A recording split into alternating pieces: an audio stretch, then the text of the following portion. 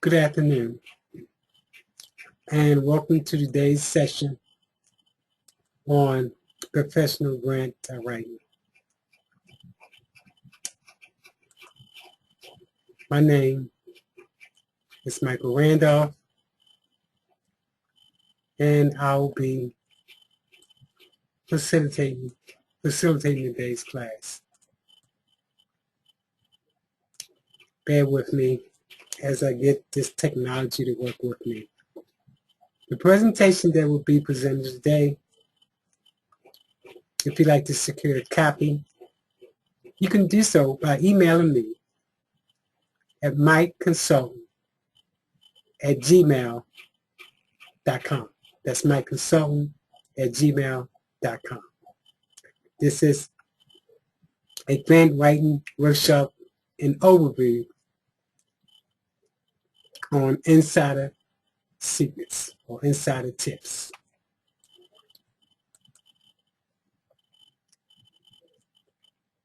The National Institute mission, National Institute for Strategic and Tactical Planning. Our mission, which is typical to most organizations, is to provide top quality products and services that save time and improve the way nonprofit operates. More importantly, we strengthen organizations that strengthen communities. Oftentimes, folks ask me, why am I in the building of dealing with nonprofits? When I could have been in corporate America really easy and could have gone into the for-profit world.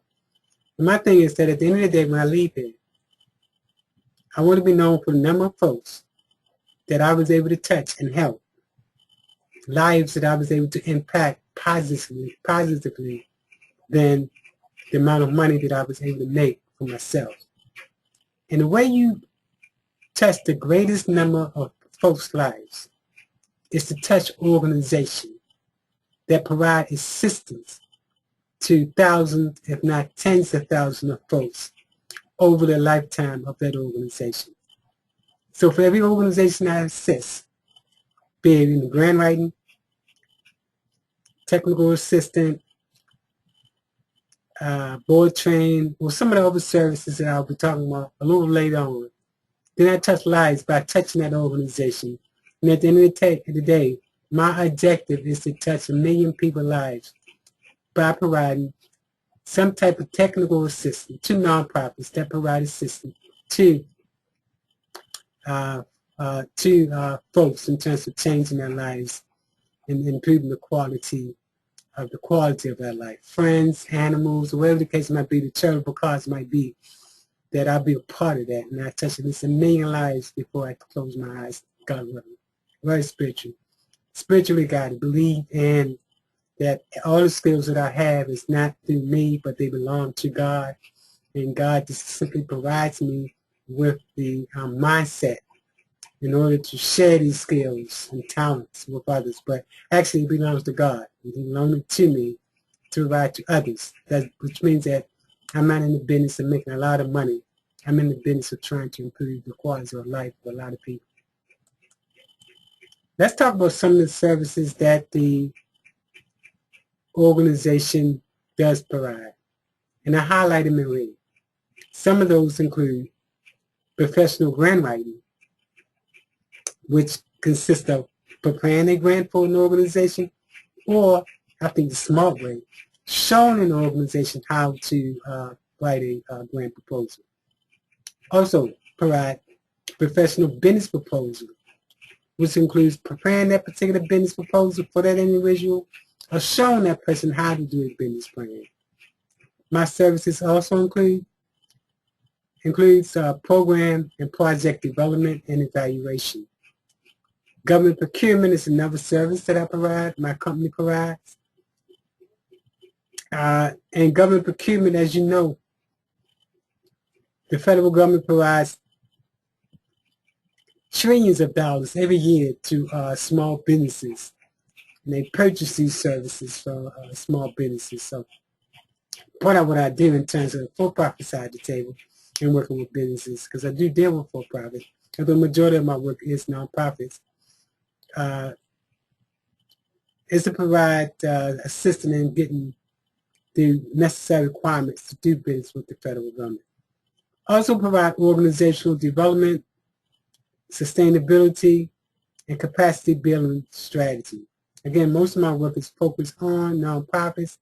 Probably about 95% of my work is in nonprofits. In addition to that, and again, I'm talking about everything that's in red, I also assist a startup organization that wants to start up and need help with putting together that 501c3 and the other corporate documents necessary to start a nonprofit. A little bit about me. Well, doesn't feel like it, but I've been in this business for about 20 years. I started as a community organizer, and from a community organizer, I went to program development, project development, fundraising, grant writing, strategic and tactical planning, to comprehensive community planning, including board training and those other things necessary to get a nonprofit to be the best it can be. So that's the idea with all facets of nonprofit work, from starting a nonprofit to maintaining that nonprofit sustainability. Here are a few of the organizations that I'm affiliated with. Again, please email me at mikeconsultant@gmail.com in order to get a copy of this PowerPoint presentation. Let's talk about the learning objectives that I hope that you will come away from, you leave with as a result of attending this session. A, you should be able to describe the different types of grants, types of grantors. You should be able to identify at least some tools used to identify grants or grantors. You should be able to describe the fundamental of grant writing and proposal writing. You should be able to describe what is a concept paper, letter of intent, and letter of inquiry. And you should also be able to identify grant terms, at least some of the grant terms. I do have a list of grant terms because if you don't understand the language in the business, you will not be successful. And that's the same as in the grant field. There are languages, a language that you have to understand, terms that you have to understand in order to maneuver in the grant field. And again, I'll send you those terms. The email is mikeconsultant@gmail.com. Again, mikeconsultant@gmail.com. And then finally, we're going to talk about planning your next steps.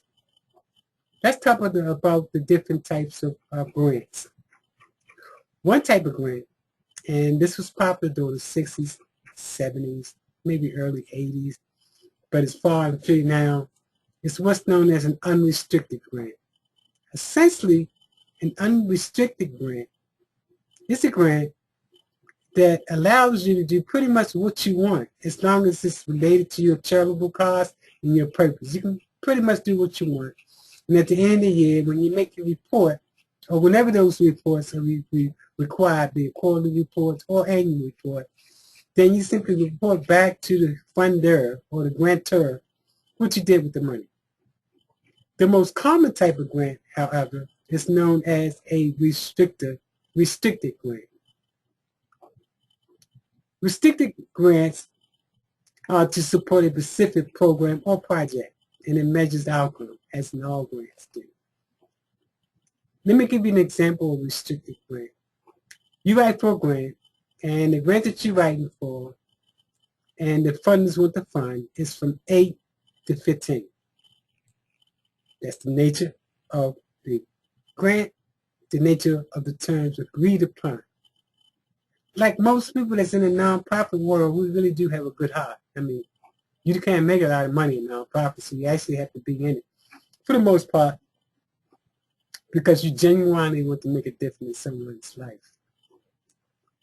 Back to the program in question, the 8 to 15. Got a grant for that. One day, someone comes to you, a mother, crying, saying to you, please let my son, he's 16. He wants to do the right thing, but he doesn't have a structured program. I heard about your program and how good you've been doing, with your program, with the young people that's part of it.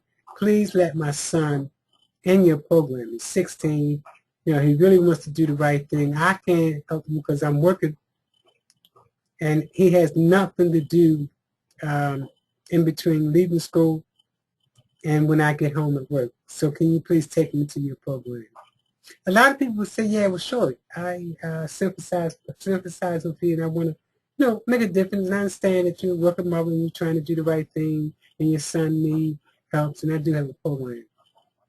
For those of you who answer, you know, yes, I'll help that particular program, I commend you because you have a good heart. For those of you who answer no, I'm not going to, you know, I can't help you. I'm sorry. I commend you because you're going to keep your program open. The bottom line is that if you assist that person who's 16 and the program is from 8 to 15, then you can lose your funding because you're going beyond the scope of what you were supposed to do. And that's because it's called a restricted grant. On the other hand, back to the unrestricted grant, that same young person came to you and he's 16, then yeah, you can take them in the program because it's unrestricted. You're not restricted in terms of what you do. So those are the major difference between restricted and unrestricted. Don't know countless number of folks have lost their funding because they decided to do something other than what they agreed to do.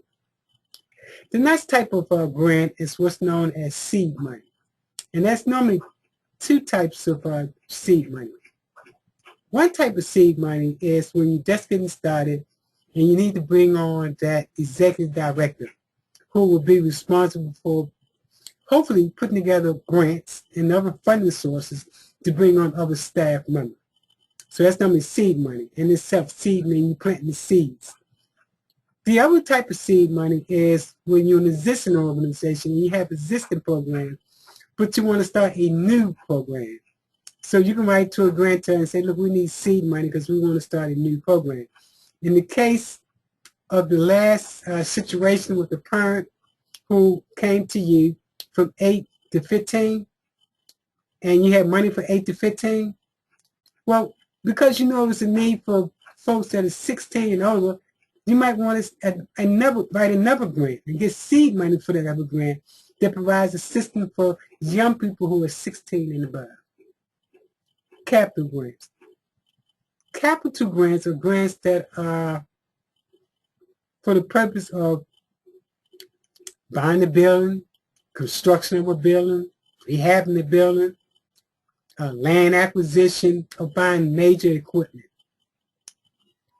Endowment, and I list this as part of the overall types of grants, but most nonprofits do not go for this type.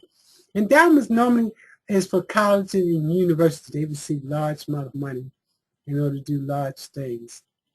Then you have what's known as challenge grants and or matching grants. Normally a challenge grant or a matching grant stipulates that if we give you X number of dollars, then you need to get the rest of it. So if you have a program, for example, that you want to get funded and it's $100,000, well, these organizations that give challenge or matching grant will say to you, we'll give you $80,000, but you need to write to another funder in order to get the remaining $20,000 to make the deal work at $100,000. And then next is in-kind support. Now we'll be talking about in-kind support later on in this presentation. Okay. Before we get to the type of grantors, I want to remind you that if you want to get a presentation, a copy of this presentation, this PowerPoint presentation, please email me at mikeconsultant@gmail.com. Again, mikeconsultant@gmail.com. Let's talk about the different types of grantors. One type of grantor, and probably the type of grantor that gives the most in the categories that I'm going to talk about, is an individual. Oftentimes in my classes, when I talk about individual donors, folks immediately think that I'm talking about rich people. But you should be surprised that most Americans are, in fact, this type of grantor in terms of giving donation. And most people will say to me, Mike, you got to be crazy. I ain't giving no donation to anybody. I can barely keep food on my table. And then I pose the question to them, well, do you attend church? Because if you did you give your 10% tithes? And if you did, well, guess what? That's a donation. Okay, moving forward. The next type of grantor is either a family or community foundation. I think the most popular, most familiar type of family foundation is the Bill Gates Foundation. Okay, family foundation can be national. The other type of foundation is what's known as the community foundation. Now, a community foundation is normally restricted in the geographic area in which it gives funds to. You have the Tampa Bay Foundation, for example, in Tampa, which only gives in the Tampa Bay area. You might have the St. Pete Foundation, which only gives in the St. Pete area. You might have the Baltimore Foundation, which only gives in the Baltimore area. So it tends to be restricted, community foundation in that particular respect. Then you have the next category is known as corporate foundation. And as you know, it's so many different types of corporate foundations. You have BP, McDonald's, Gateway, Dell, Target, and on, Walgreens, Walmart, and on and on, Bank of America, and on and on. By the way, Bank of America gives $200,000 a year out. And most of the other foundations, like banks, like Bank of America, give a sizable, reasonable, good piece of money out to help nonprofits. Then the next type is called a federated funds. And I did mention Bank of America does give up $200,000. And let me say, this is 2012. I don't know when you're going to be looking at this webinar, so they might not be giving it out. So I want to say as of 2012, at least for this year, they do give out funding for nonprofits that are doing good work. Then you have your federated funds, and these federated funds is like the United Way. And then finally, you have the government grants or government funds, and this can be local, state, or federal. By far, the hardest grants to write is government grants. Again, I implore you to email me and get a copy of this presentation.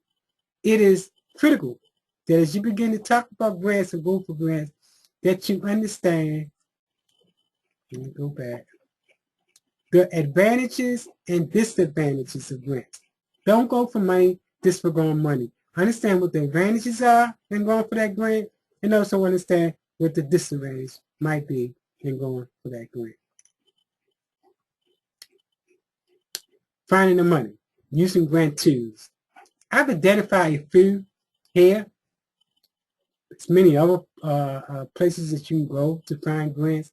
I identified a few here with highlighting or putting in red those two that I think that I use the most. The first is the Foundation Center. The Foundation Center is a site where you can go to, and you can put in like Tampa, you can put in youth, and you can put in $100,000 or more. And it will give you, come back with a list of foundations, corporations that provide funding for the Tampa area, if you're looking for Tampa, of $100,000 or more for youth. You can Google youth, and what will probably come back if you Google youth in Tampa, you can come back with a whole list of different possible funders. And that list is going to be extensive, and you're going to have to tediously go through each one. And that can take forever, time wasted. The foundation, if you go to that site, they will narrow that down. You put down Tampa, you put in 100,000, and you put in youth. Or you can put in Tampa, senior citizen, affordable housing, HIV/AIDS, diabetes, whatever the case might be, and the amount of money that you're looking for. $100,000 or more, or $10,000 more, whatever the case might be, and to come back with a list of different funders that will fund your particular program. You can go to your local library in most cities and get it on this site free. There is a fee if you go on yourself to the Foundation Center. That's a fee that I think of anywhere from $167 a month, just to get to the site and get this information. Whereas you can do it for free if you go to a local library. They have made arrangements with the Foundation Center in which they can let you search for that free of charge. So I suggest you visit the library. Most times it's essential branch of the library that will allow you to access our Foundation Center free of charge on their website. The next funder is grants.gov. Grants.gov is when you're going for federal dollars, when you want to go for federal money. Now, I implore you to go to that site and check them out. Get a subscription to that site. It's free of charge. And whenever a grant comes out related to the federal government, they will send it to you. You'll get it in your email. And you don't have to constantly go to grants.gov to find it. As a matter of fact, it's becoming mandatory now that if you're going for grants, most grants to the federal government, you have to do it online. So you'd have to actually register with grants.gov. Go there to that site, learn about that particular website, save you a lot of time, and you can learn about federal grants. Okay, let's talk about now the 4 key steps to increasing your chances of actually getting that grant. The first thing you want to do is to write for an application or go online, look at the application, and to look at the guidelines and follow those guidelines. And you might say, Mike, that's simplicity. That's simple. Everybody, that's common sense. Well, you'd be surprised at the number of people that do not read all of the guidelines. They just skim through it and don't read all of the guidelines. I'll give you a point of fact. I had a situation in which a person came to me and said, Mike, you know, I wrote this grant. I thought it was tight. Did everything I could. A lot of people reviewed it, said it was a good grant, submitted the proposal, and they did not fund me. And I'm not sure as to why they didn't. I can't understand because they didn't send me, like I do, a standardized letter saying that you were not funded. Well, I looked at the grant. I said, yeah, it is tight. You know, good. Let's see why he wasn't funded. Let me go to the site and see why he wasn't funded. Went to the site, and the site did fund youth, and he was on a youth program. Unfortunately, the youth that he was looking for to service was from 8 to 12. And the funder, if you go to their website and look at that guideline, they was looking at funding a youth program for at-risk youth in inner city for at the ages of 14 to 18. So I said, my man, the first thing you didn't do was to read the guideline. Then you wouldn't have put all that time in to write this grant. The next thing is to call a grantee, a person that received the grant prior year. For example, if you go to the Grant Foundation, you find out who's doing funding in the Tampa area, Baltimore area, or whatever the case might be, and you find out who they funded last year. You call that particular nonprofit and you say to them, hey, this is Joe. How you doing? I heard you got the grant last year for the such and such and such. And I'd like to pick your brain to see if you can share with me, because we want to go for it this year, if you can share with me some things that we need to do and need to focus on in order to get that grant. And by the way, I want to take you out for lunch to McDonald's because we're a nonprofit. We can't afford to take you anywhere more expensive. Okay. Then the next step is to contact the person that reviewed the grant that was awarded that particular year, that prior year. Contact them. Say, hey, Mary, how you doing? This is Tom. I'd like to, have set up a meeting with you to have a discussion with you in reference to a grant that you was part of a evaluation team, because I want to get a feel as to what I need not to do and what are some of the things that you felt were the downside to grant application that you evaluated to make a decision on whether or not those folks got that money. What shouldn't I do and what should I do? What did you like about folks that sent in the grant proposal and what you didn't like? Okay, that will put you in the mix way greater than simply writing that grant. These 3 steps that I talk about, including the 4th step, or the 4th step, which is contact the program officer. The program officer is always that person that's going to oversee the grant application process. And any time when you're going for a grant, when you go to that like for Bank of America, they're always going to have that contact person to contact if you have any questions.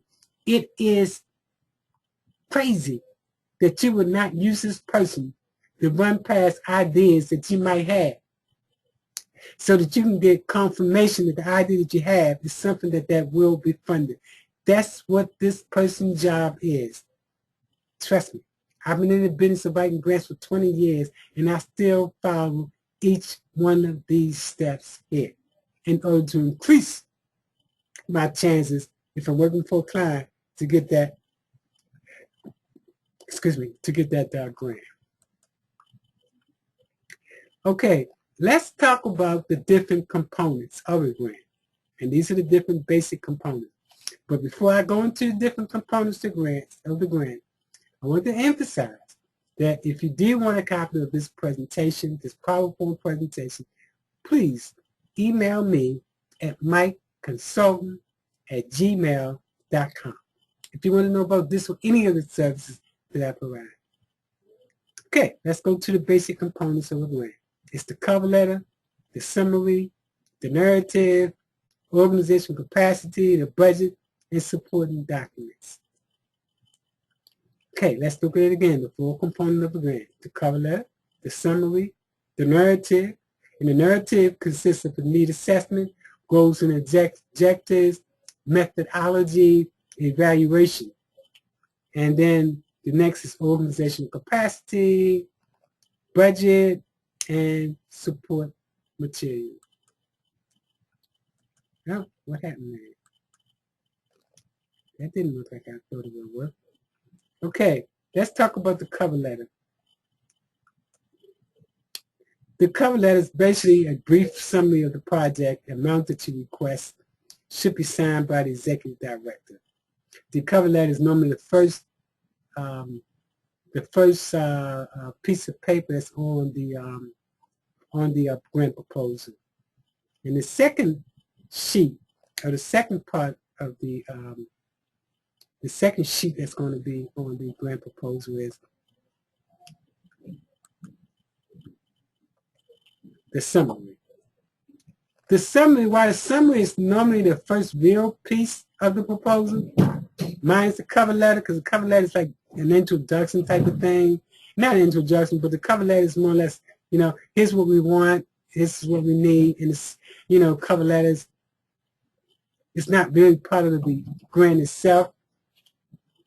The first initial document or piece of paper that starts the grant proposal is what's known as the summary. The summary, while it is the first document that's on top of the proposal, it is the last thing that's written, okay, because you summarize everything, okay? So that should be the first thing. The last thing that's written, but the first thing that's the fun to see after looking at the cover letter. Again, we go back to the narrative, which is need statement, goals, objectives, method, and evaluation. Let's talk about the need statement. If there is not a problem, you will not get a grant. Let me say it again. If there's not a problem, you will not get a grant. So you clearly want to identify what the problem is that you're trying to solve. For example, if you are trying to solve HIV/AIDS, you need to show that there is a problem. You need to go and get authoritative sources. You can go to, for example, the health department to show that HIV/AIDS is a real problem. It affects a particular group of people. So you're going to have support to back you up to show there is a problem. Paint the picture of the problem, but don't do it in such a way that you do not show that you also have a approach to solve the problem. Okay, so that statement of problems is really, really, really important. And again, that statement of the problem represents the reason behind your proposal. It talks about the need, the change that you're trying to make. This is what is wrong. Okay, and that's what the problem statement, the need statement is. It talks about what is wrong. And if you're dealing with young people, for example, and you want to do after school program, okay, the after school program, what you want to say, the problem is that young people do not have a place to go after school. And because of that, they tend to get in crime, they tend to get in trouble, they tend to do drugs, teenagers, females tend to get pregnant, and on and on. That's what the problem is. And the after-school program you're proposing is the solution. Or the after-school program might focus on tutoring, education. So you can make an argument that the problem is that, people that you're catering towards are not doing good in school, and they're failing. So your after-school program is focused on helping them with their grades. It's a solution to that problem. But the problem is that they're failing. And if they fail, there's a tendency for them to not be able to get a good job. But I hope you know where I'm trying to go at with this. Next, there are two types of research methods that you can use. One is qualitative, and the other is quantitative. And here's a breakdown as to what the difference is between the two. For the purpose of this particular presentation, what you need to know and what you should know is that quantitative research is subjective and qualitative research is subjective. You also should be able to identify some of the sites that you can go to get research. And they include Fact Finders, which is the Census Bureau. Census Bureau this recently finished up 2010 information, so it's going to be a lot of valuable information there. Or you can go to city.com to get some information on data that you need to support what it is that you're trying to make an argument that that's a problem. And this is just some of the research sites that you can go to. If you're dealing with cancer, you can go to the Cancer Foundation.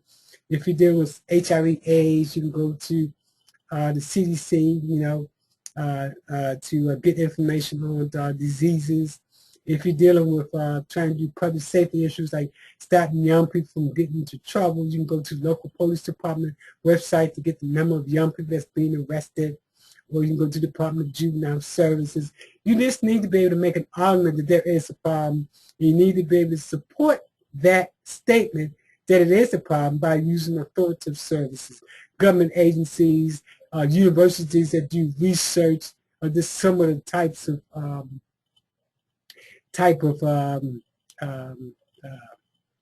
authoritative research that you can use to support your argument. Goals and objectives.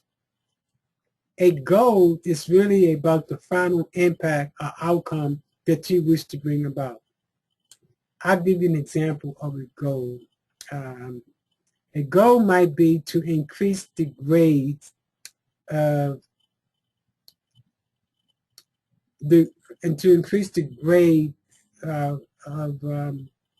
young people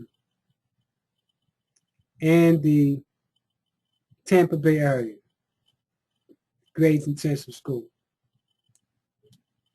And that's the objective. You want to increase the grades, so that grades can be better in school. You want to increase their grades. And one of the objectives that you might want to talk about in terms of doing this is your objective might be to create an after-school program that caters towards kids at a particular age bracket. That might be your objective. So the goal is really the final impact or outcome that you want to bring about. A goal might be to reduce crime in the community. A goal might be, for example, to reduce HIV/AIDS in the neighborhood. A goal might be to increase the empowerment of senior citizens to live self-sufficient. The objective, on the other hand, is the end product. The objective is how you plan to institute the goal. So the objective tends to be more concrete, more specific, and more tangible. An objective is specific, immediate, it should be measurable, practical, logical, and you should be able to evaluate it. In other words, if you look at the different letters right here, it should be simple. Keep it simple, specific, immediate, measurable, practical, logical, and you should be able to evaluate it as well. Types of objective varies from behavioral objectives to product objective. A product objective can be a pamphlet that you put together, for example, to give to people. So that can be a product objective. Now, let's talk about a logic model, because a logic model is what, especially the federal government, requires that you put together when you're going for a grant. These are the different components. A logic model consists of resources, which is what you need in order to make the program work.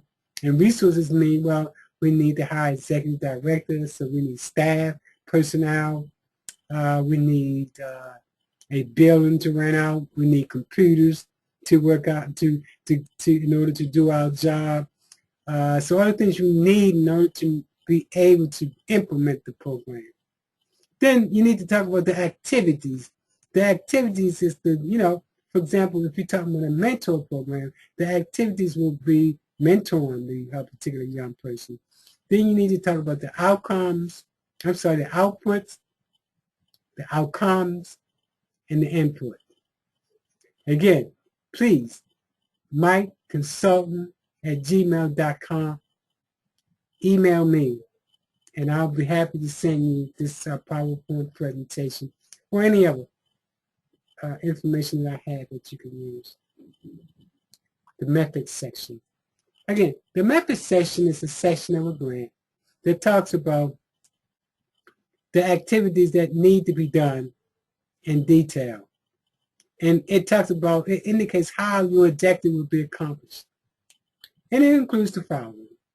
It includes, for example, your personnel need, your staffing requirement, a description of facilities, equipment and materials needed, a description of the order and timing for the task. And some other things as well. And I want you to read at your leisure. Again, when you email me, I'll send you this packet right here.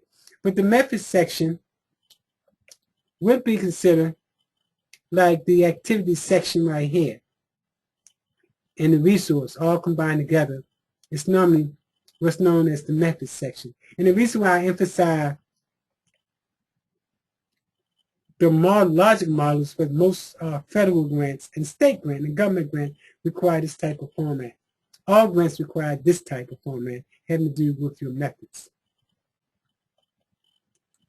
Okay, let's talk about the different types of, well, there are different types of evaluation, but let's talk about the one that most funders require. And it's called outcome-based evaluation. An outcome-based evaluation facilitates your asking if your organization is really doing the right program activities to bring about the outcome you believe. I really messed that up. Let me make it short. An outcome-based evaluation, and I was trying to read from here, just messed it up completely. But outcome-based evaluation basically say what is compared to what will be. So it's what is compared to what will be. What is, for example, if you have an educational program, what is the pre-test that you give to show where the person is. Then our final test is where that person should be. So you need to show that what did you change about that person. That's called outcome-based. And you can measure that. In most cases for pre and post-test. This is where the person was when they came to the program. This is where the person is when they leave the program. And you can do that in terms of a pre and a post or intermediate tests up into that final test. But you need to gauge how that person was successful. And it can be done through a pre-test or a post-test, or you need to be able to use some mechanism to be able to gauge this is where the person was and this is where the person is as a result of us providing that person without services. Conclusion.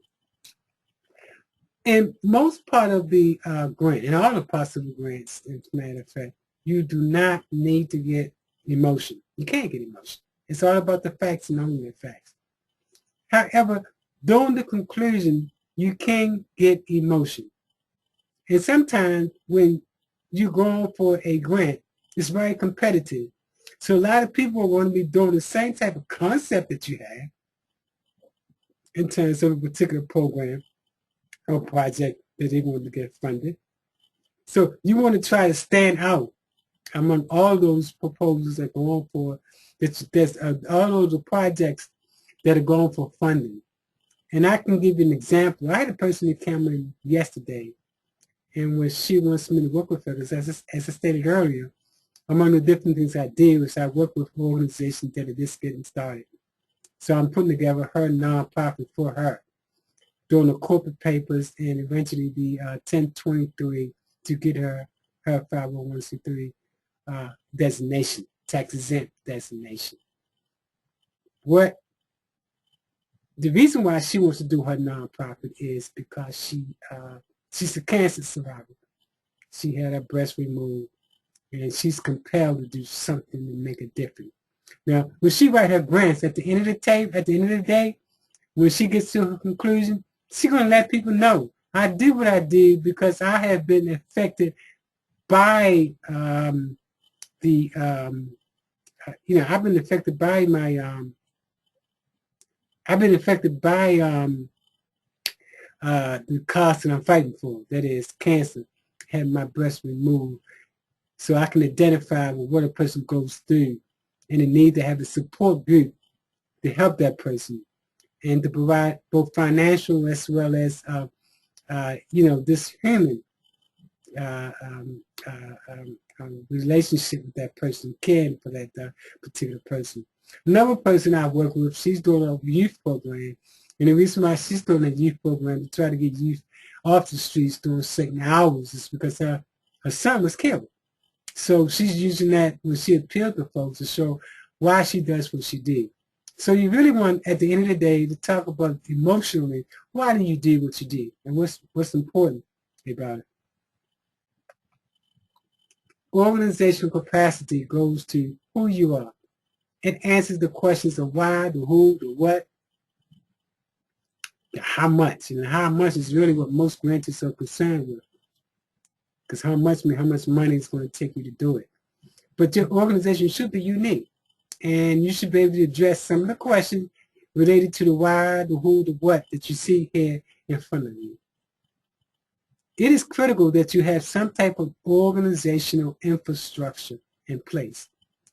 That could be, for example, anywhere from policy and procedures, staffing, funding, physical control, and access to support resources for sustainability. A lot of organizations that are just getting started is not going to have these infrastructure in place, but you should at least have a board of directors in place that's going to put together policies and procedures, and you should at least have ready to hire an executive director that's going to put everything else in place.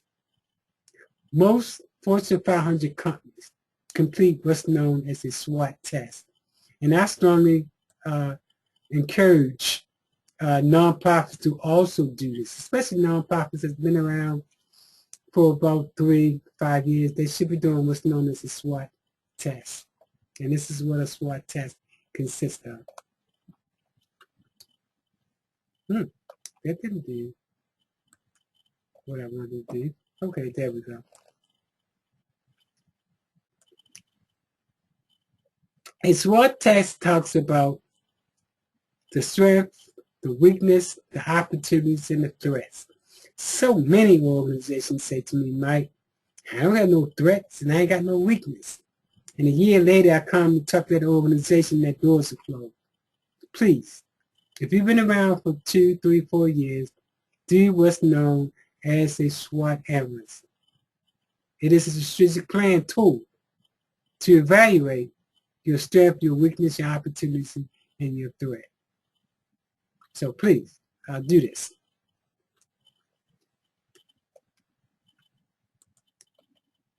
Okay, it is so critical that each organization, if you're going to be successful, have these key core components. You should have values. What do you believe in? You should have a mission. Why do you exist? You should have a vision. Where are you going at? You should have strategies. How will you get there? And you should have tactics. What will you do to get there? It should be long-term, medium, and short-term goals and objectives in that particular respect, talking about your core components and making a strong organization. Introduction. In most cases, when we talk about introduction, it's a requirement for most private foundations. Normally, government foundations don't want it. Not necessary, not important, but definitely most of foundation stations want an introduction that talks about your organization. It's basically a credibility statement that describes your professional and organizational qualification. And this is normally called a introduction. And in terms of private foundation, it should be about a length of the proposal in some cases. Not all cases, but in some cases. Then you need to talk to the funder about, well, what happens when you when the funds are gone? How do you sustain yourself? What happens next to sustain yourself? Here are some ideas that I think that folks should understand. First of all, let me introduce you to the concept called social entrepreneurship. Let's talk about what social entrepreneurship is. It's the ability to fund the future of a nonprofit through a combination of earned income, charitable contributions, public sector subsidies. The earned income is used to pursue social objectives by simultaneously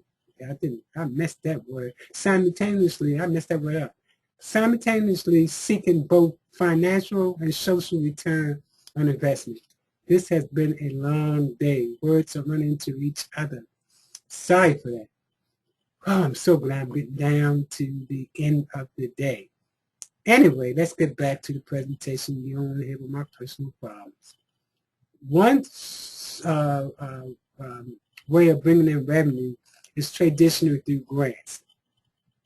Another is a fee for service, that you start to charge fee for your services that you provide. And I'll give you an example. Let's say, for example, you were providing an employment service in which you were getting folks jobs. And, you know, I know initially when I bring up this idea, people say, Mike, you're so hard. And I say to them, well, if you want to find a job for a particular person, charge that person $500. They say, oh, that's so cold. We're trying to help these people. And I say to them, well, hold up, listen to what I'm saying. What I'm saying to you is that charge this person $500. Give that person 5 years to pay back that $500. That's $100 a year. And make it contingent upon only if you're able to help that person to find a job. Most people don't have a problem with that because they call it giving back. You shouldn't have a problem with it because at some point you need to create a way of constantly bringing income into your organization or the doors will close. So that money comes back to you, that $500 comes back to you, that means that's money to help another person for the next year, and then another person, and then another person. It's a continuation of monies coming into the organization. Feed for service again. And that's just one of the ways that you can provide a feed for service. There's a lot of other feed for services that you can in fact do. But most people that's got a job, so happy they got that job, they don't have a problem with giving $100 back a year. By the way, they can also, if they give that $100 back a year, they can send a donation, give it back to you, just tax write-off. So it's a one-way situation. The other thing is development fees. For example, if you're going to be doing like affordable homes, we did some in one of the organizations that I work for, in which they built affordable homes, and they was able to get like $10,000 per home. Over a period of time, those dollars come in, looks real good. Again, for you to do more services and provide more assistance to doing what you do best. The other thing is consultant fee. Let's say, for example, you had a youth program or a particular type of health program, and you're so good at what you do that now you can go around the country and teach other people how to do it. Consultant fees that come into your nonprofit. The other type of resource or income or revenue is called owning and operating your own business. I know nonprofits that own laundromat, they own flea markets, they own apartment units, they own ice cream shops, and on and on and on. And that's actually grants that will provide monies for nonprofits to start their own business. Idea being that when you start that business, the dollars that are coming in are going directly into your nonprofit to do other charitable type of things, or to continuation of the services that you do provide to and for the community. And then, of course, there's other types of income that you can pursue in order to keep revenue constantly coming in to your organization. Then let's talk about the budget briefly. There are two types of costs when we talk about a budget. And one type is direct cost, and then you have the indirect costs. You have cost sharing, and then you have in-kind service. Direct costs is normally that cost associated with paying staff and those people that are directly going to be working on the program or project that you have. It's called direct cost. Indirect costs, this type of cost, it's normally costs associated with operating the program in an indirect way that's not necessarily directly affecting the program, providing the services to the people that you're serving. Indirect will be that lawyer that you're going to need for your organization, the accountant that you're going to need to keep the books right. So those will be indirect costs associated with the program. So it's a list of different things related to that. Then you have cost sharing as well as in-kind service. Let me talk just briefly about in-kind service, especially for organizations that are just getting started and they don't really have a lot of money. In-kind service will be a service that you get that is free, but if you had to, if that service is free to you, but no less, it's a value to it. An example would be, let me give you an example of in-kind service. Let's say you get a pro bono lawyer to come and say, look, I want to help your nonprofit. I'm going to devote $100 an hour that I would normally get paid. I do it free, pro bono for you, for 100 hours and $100 an hour for a year. Do the math and see what you calculate in terms of 100 times $100. I think it's $10,000. But anyway, you can use that in your in-kind service budget column. Or an accountant might say, look, I'll help you with your finances, making sure all your numbers are right financially for free, pro bono. I normally charge $100, but I'm giving you service free of charge, 100 hours a year. You can use that again to leverage those dollars that you're going for, especially if you're new, just getting started. And even if you're not new and you're just getting started, you want to leverage dollars by showing them what dollars you bring to the table, even those in-kind service. Then another example is volunteers. For example, if you got volunteers that volunteer that time with the organization, you can also use that as an opportunity to show that another way of bringing value to your organization. The person might say, well, I normally get $10 an hour, and I'm going to give $1,000 1,000 hours over a given year, or 500 hours over a year, and you multiply that 10 times 500, which is 5,000, and that becomes a bracket when you're talking about your in-kind services, that column called in-kind service that you bring to the table. Look up in-kind services if you don't understand what I'm saying, because I think that you need to use in-kind monies or value to show that you bring something to the table, especially if you're new, up-and-coming nonprofit. Hope I didn't mess that up again. This has been a long day for me. All right, let's continue. Okay, now, when you do get your information out, to stimulate your information, get that information out, you want to make sure that you put on the flyer that you're doing, your website, you need to put down the sponsor, the person that's giving you the money in order to operate your program. And you need to make sure that you get this information out, because you need to have a way of people knowing about what you do. And you can do it on the website, you can do a newsletter, you can do a press release, you can do pamphlets, you can do a number of different things in order to let people know what you do.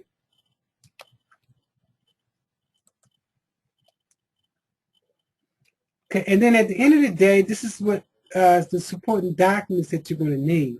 And those supporting documents is either, have to have a list of your board of directors and your officers that's on that board, as well as that title, recent audits, organizational physical reports, past success story. And I need to emphasize the need to have a letter of support, preferably from government agencies like city government, state government, maybe federal representatives, senators, or Congress folks. You want to have those recommended letters of support. Neighborhood groups, you definitely want to have support. Letters of support from neighborhood groups and other folks that so you can show that other folks support and back and like what you do. Okay. Let's talk about the appearance of your proposal.